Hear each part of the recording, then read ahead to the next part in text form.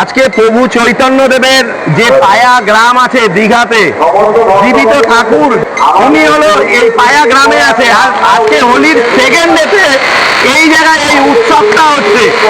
এই জায়গায় এখন আমি শুনবো গ্রামের মানুষের কাছ থেকে যে কি হয়। এই যে ভাই আছে, ভাই এই যে এই উৎসবটা কিসের জন্য হয়? এটা শ্রী চৈতন্যদেবের জন্মতিথি অনুসারে প্রতি বছর পালিত হয়। যেটা হচ্ছে ঠিক আছে, পালিতর মধ্যে কেন মানুষ এটা করছে, কিসের জন্য এই জিনিসটা করছে?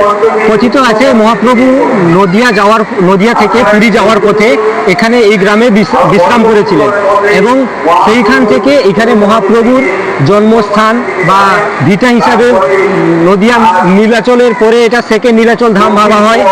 এবং এখানে যেটা অনুষ্ঠান চলছে দীর্ঘ বলতে পারেন আমাদের বাবা দাদু বা ওনারও আগে থেকে অনুষ্ঠান পালন হচ্ছে। তো এখানে বহু মানুষের আস্থা বিশ্বাস ভরসা, তো এখানে সবাই এসে সেই মানত পূরণ করে যায়।